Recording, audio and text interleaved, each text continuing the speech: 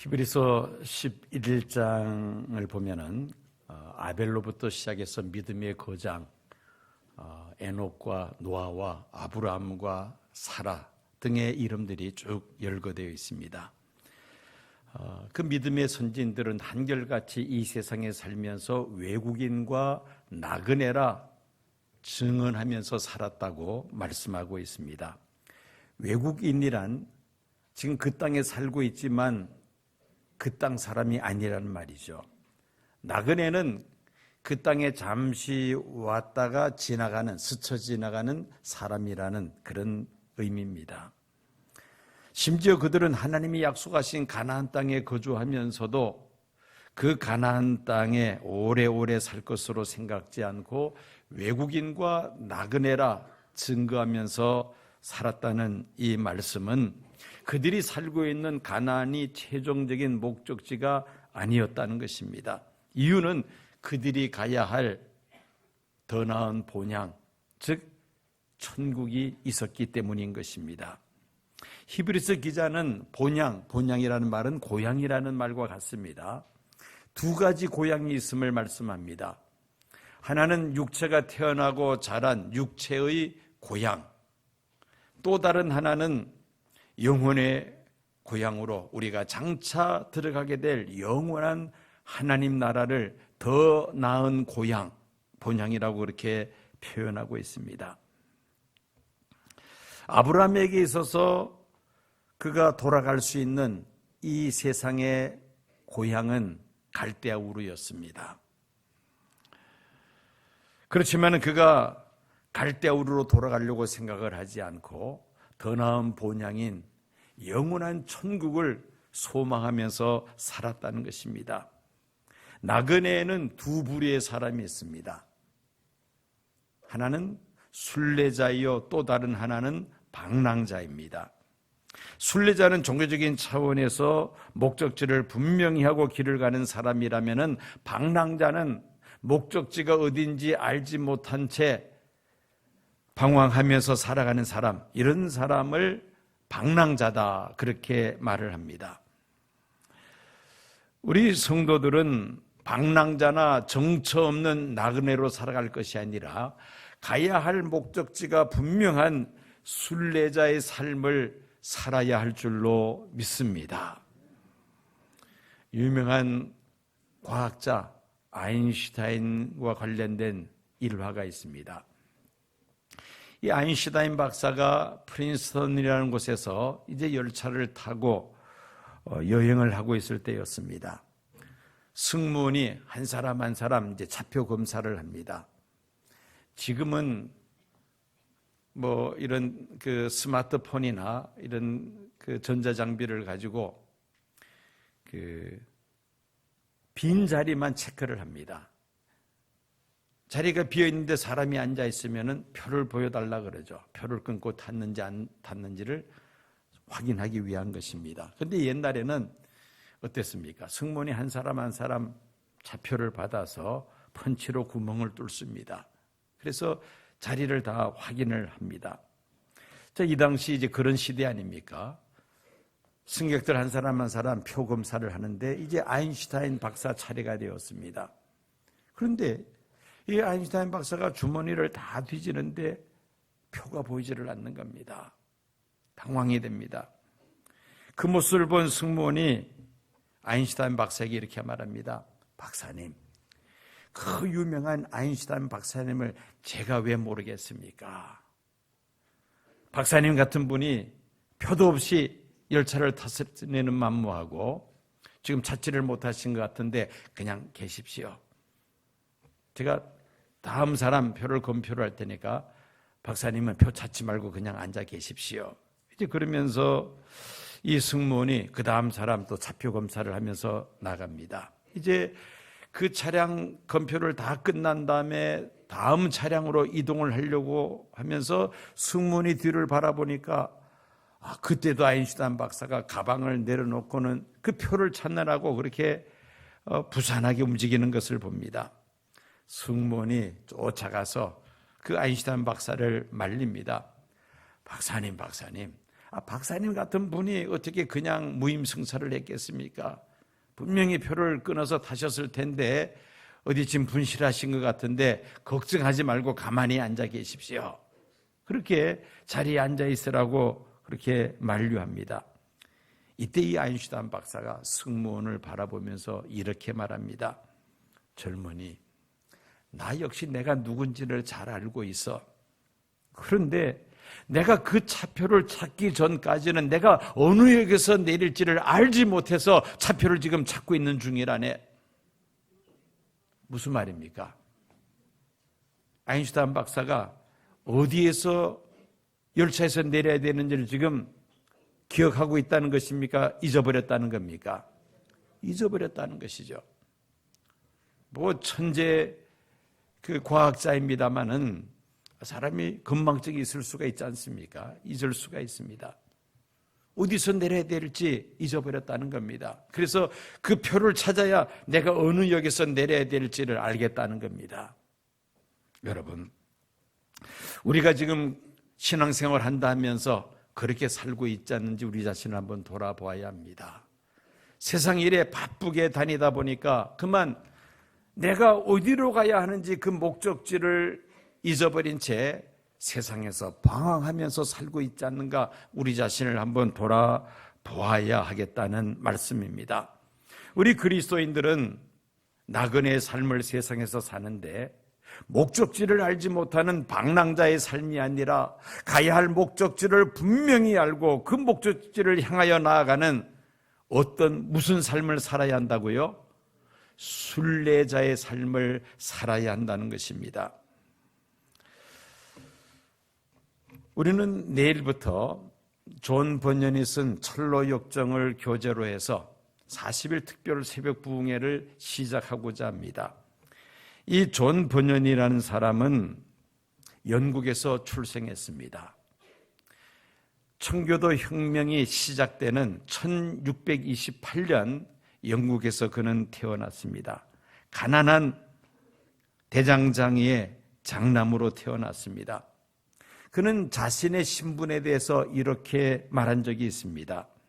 내 아버지의 집은 우리나라의 모든 사람들로부터 멸시받는 가장 비천한 계층에 속하였다라고 그렇게 고백한 적이 있었습니다. 가난한 대장장이의 장남으로 태어났다는 것입니다.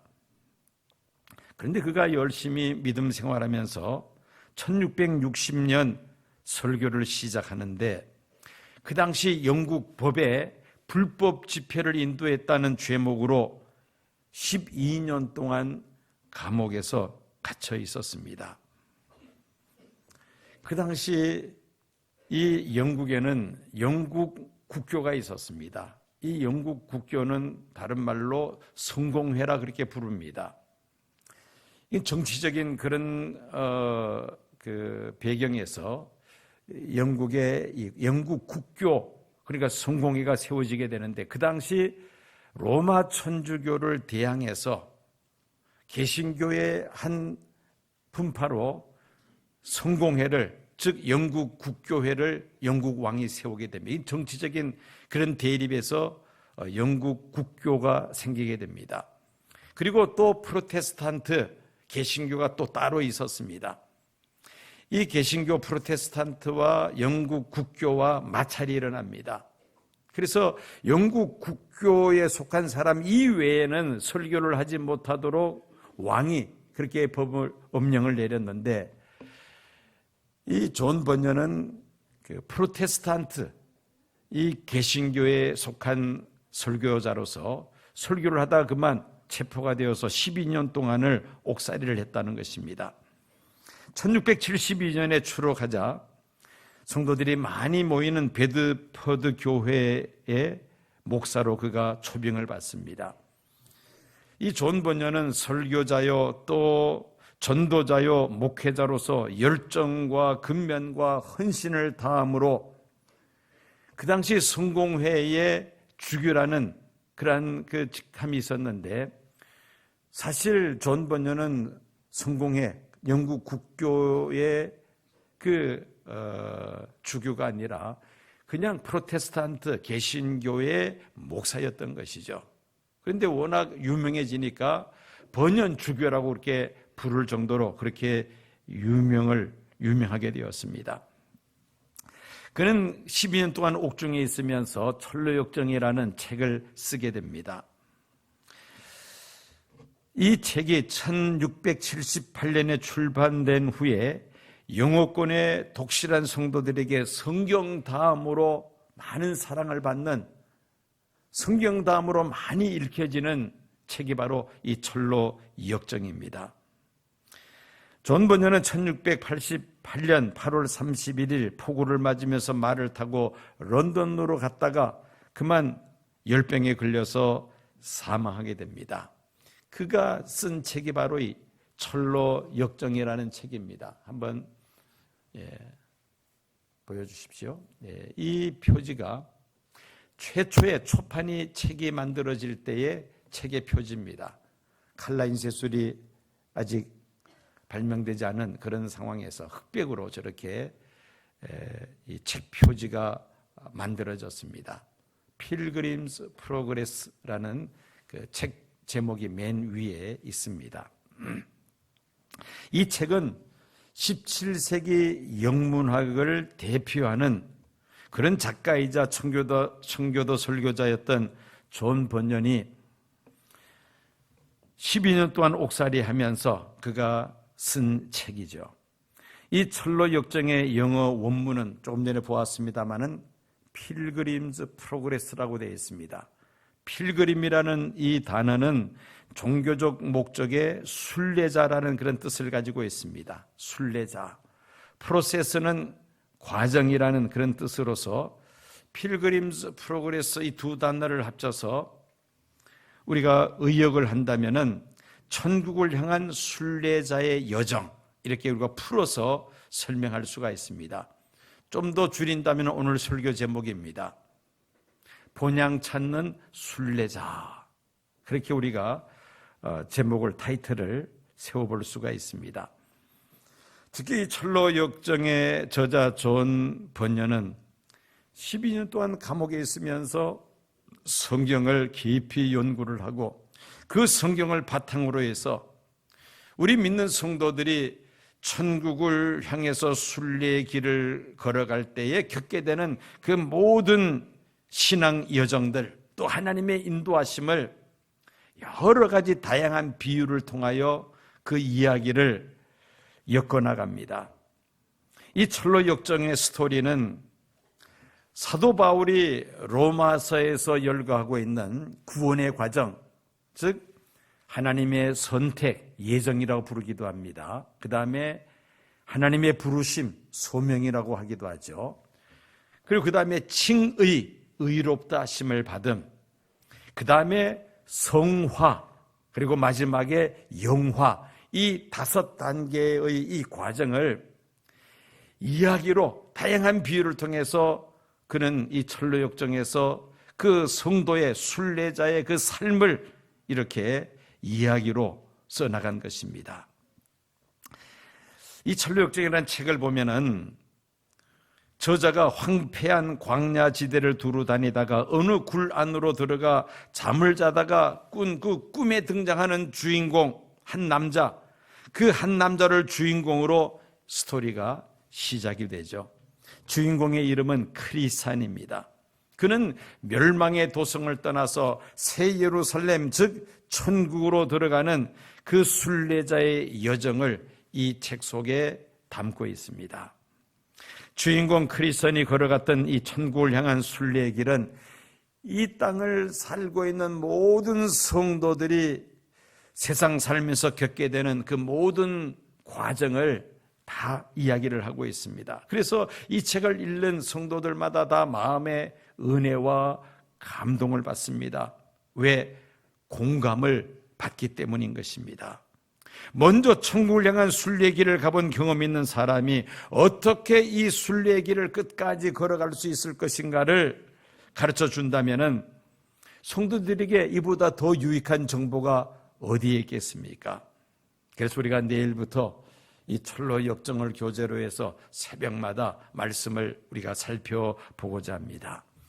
자, 21세기를 살아가고 있는 우리들, 우리를 또 이 본향 찾는 순례자로서 순례길을 끝까지 걸어가기 위해서 우리에게 필요한 세 가지가 있다면은, 첫 번째는 하늘 본향을 우리가 확신해야 합니다.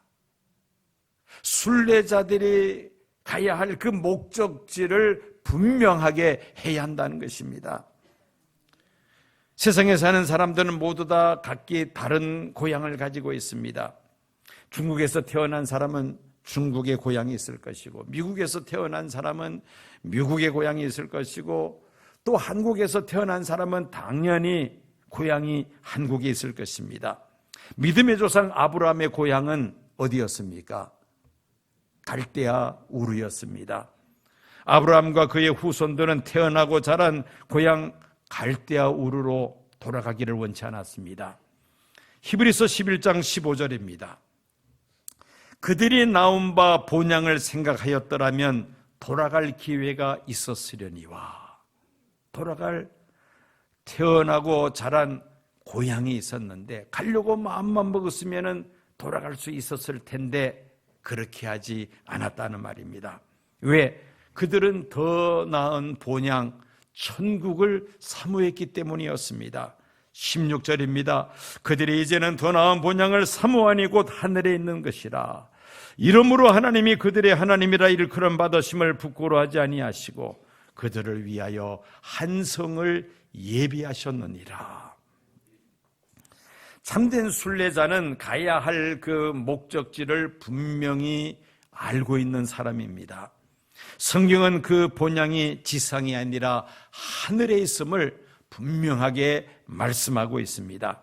만일 우리가 그런 궁극적인 본향을 알지 못하고 인생길을 걷고 있다면 우리는 순례자의 삶이 아니라 방랑자의 삶을 살아갈 수밖에 없다는 사실을 우리가 알아야 합니다. 우리 모두는 동일한 하나님 나라의 시민권을 취득한 하나님의 백성들인 줄로 믿습니다. 본향을 찾는 순례자인 줄로 믿습니다. 우리의 본향이 어디에 있는지를 분명히 알고 우리가 이 길을 가야 한다는 것입니다. 두 번째는 이 길은 순례자 공동체로서 함께 이 길을 가야 합니다. 13절에서 16절까지 말씀을 보면은 그 인칭 대명사가 나오는데 한결같이 모두 다 복수로 나와 있습니다. 이 사람들은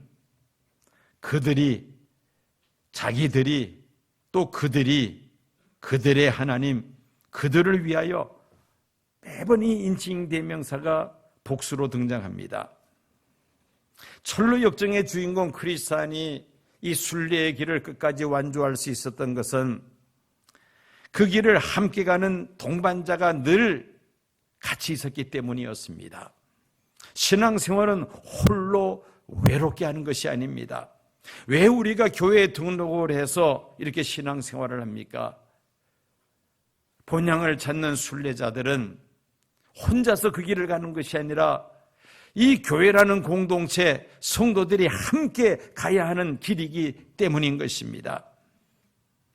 철로 역정을 보면은 이 공동체가 등장합니다. 아름다운 집 미궁이라는 그런 공동체가 나옵니다. 크리스천은 이 순례길을 가다가 미궁이라는 이 집에 들어가서 여러 성도들과의 아름다운 교제를 나누면서 그가 영적으로도 재무장을 합니다. 이것이 바로 교회 공동체의 존재 목적이기도 합니다. 이 크리스찬은 순례길을 가다가 또 기쁨의 산맥에 도달하는데 거기서 또다시 이 성도의 공동체를 접하게 됩니다.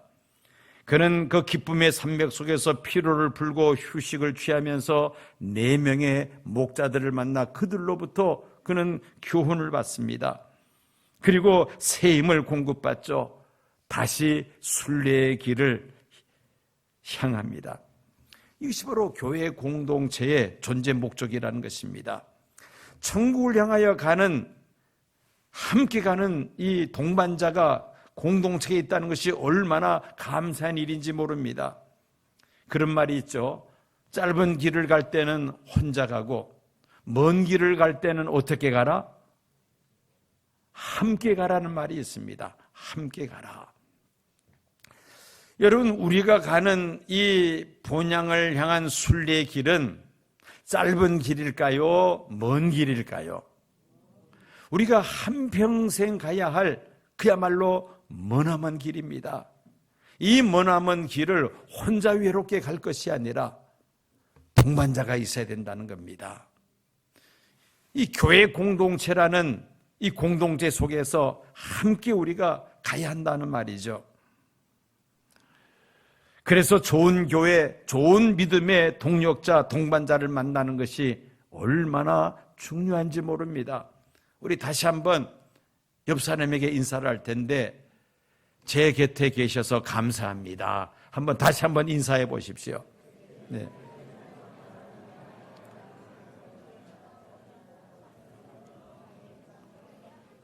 왜 우리가 곁에 있는 사람들에게 감사합니까? 우리는 본향을 찾는 동행자, 동반자이기 때문입니다. 같이 그 길을 가야 하기 때문입니다. 세 번째로 본향을 찾는 순례자의 삶을 살아야 합니다. 4절 말씀 보면은 그들이 이같이 말하는 것은 자기들이 본향 찾는 자임을 나타냅니다. 믿음의 선진들이 본향 찾는 자임을 나타냈다는 말은 무슨 말이냐? 그들이 순례자의 삶을 살았다는 것입니다. 여러분, 순례자의 삶은 어떤 삶입니까? 이 세상에서 방황하는 방랑자의 삶과는 무언가 구분이 되는 삶을 말합니다. 여러분, 이 거룩하다는 말은 무슨 말입니까? 구분이 된다는 말입니다. 헬라어로 카도시라는 이 거룩하다는 말은 구별된다는 말입니다. 예수 믿는 그 사람과 믿지 않는 사람들이 구분이 되어야 된다는 것이죠. 순례자와 방랑자의 삶은 구분이 되어야 된다는 겁니다. 초대교회에 이런 아름다운 이야기가 있습니다. 인생은 다리와 같다. 현명한 자는 그 다리를 건너갈 뿐 그 다리 위에다가 집을 짓지는 않는다. 그렇습니다. 우리는 순례자의 삶을 살아가는 자로서 이 세상에 천년만년 살 것으로 착각하고 세상에 애착을 두지 않아야 한다는 겁니다. 천국을 소망하는 본향 찾는 순례자들은 이 세상은 잠시 스쳐 지나가는 곳이라는 것을 누가 늘 의식하면서 살아야 한다는 것이죠. 세상의 가치관과는 역행하는 삶을 성도들은 살아갑니다. 세상 사람들이 볼 때는 상당히 낯설게 여겨지기도 합니다. 말과 생각과 행동에 있어서 우리 믿음의 사람들은 믿지 않는 사람들과 자연스럽게 구별이 되어야만 합니다. 이것이 바로 나그네라 외국인이라 증언하면서 본향 찾는 순례자의 삶의 모습인 것입니다. 요한일서 2장 15절입니다. 이 세상이나 세상에 있는 것들을 사랑하지 말라. 누구든지 세상을 사랑하면 아버지의 사랑이 그 안에 있지 아니하니라고 말씀합니다. 16절 말씀 보면은 이는 세상에 있는 모든 것이 육신의 정욕과 안목의 정욕과 이생의 사랑이니 다 아버지께로부터 온 것이 아니요 세상으로부터 온 것이라고 말씀합니다. 세상 사람들의 가치관과 그리고 본향 찾는 순례자의 가치관이 달라야 한다는 것입니다.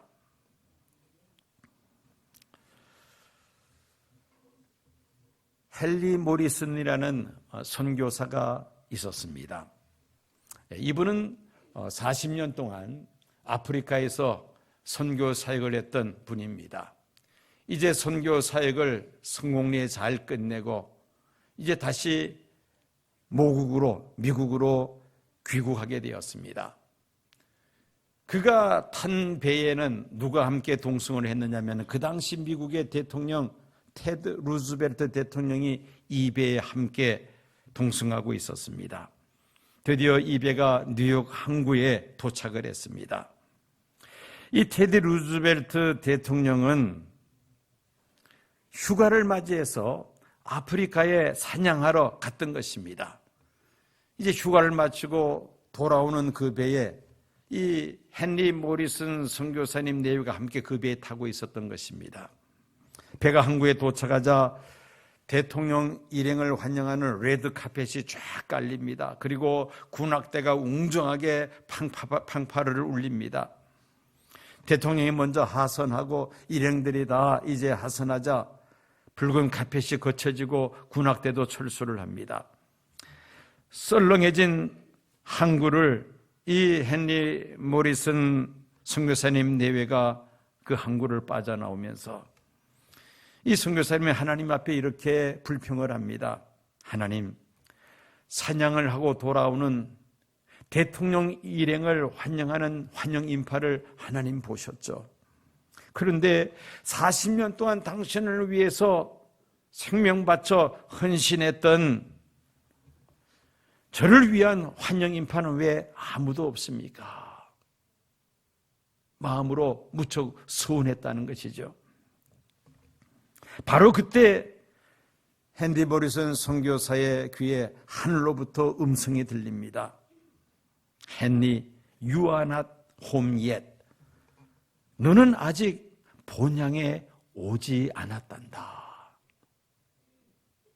이 선교사가 본향, 더 나은 본향, 하나님께서 예비하신 그 천국에 입성할 때는 하늘의 천군 천사가 이 선교사를 맞이할 것이요, 우리 주님께서 친히 마중 나오셔서 그 눈에서 눈물을 씻기시고 그의 수고를 칭찬하시고 큰 상급으로 갚아줄 그날이 반드시 올 것이라는 그런 말이 이 속에 담겨져 있습니다. 2023년 우리가 이미 새해를 맞이하였습니다. 이 존 번연의 저서 철로 역정을 주제로 해서 새벽마다 40일 동안 우리가 이 성도들이 광야 같은 세상에서 어떻게 순례자의 삶을 살아야 하는지를 우리가 말씀을 통하여 살펴볼 것입니다. 이 철로 역정은 어린아이로부터 시작해서 노년에 이르기까지 참으로 쉽고 재미있게 이해할 수 있는 그런 내용으로 가득 차 있습니다. 오늘 여러분들에게 맛배기로 이 철로 역정 애니메이션 영화 한 2분 정도를 여러분들에게 영상으로 보여드리겠습니다. 크리스찬이 이제 철로 역정 순례기를 이제 시작하는 겁니다. 우리는 언제부터 시작한다고요? 내일부터 시작합니다. 내일부터 새벽마다 나와서 함께 우리가 본향 찾는 순례자로서 어떻게 살아야 하는지를 새벽마다 말씀을 통해서 우리가 마음의 각오를 새롭게 하고 2023년 이 새해 코로나 팬데믹이 지속되면서 경제적으로 또 전 세계가 지금 어려움 속에 있습니다. 우크라이나 전쟁으로 인해서 점점 더 전쟁의 소문이 늘어가며 바이러스는 언제 그칠지 알 수 없는 이런 상황 속에서 우리가 본향 찾는 순례자로서 이 길을 힘있게 달려가기 위하여 내일부터 시작되는 40일 이 특별 새벽 부흥에 열심히 참석해서 힘을 얻는 귀한 시간이 되시기를 바랍니다.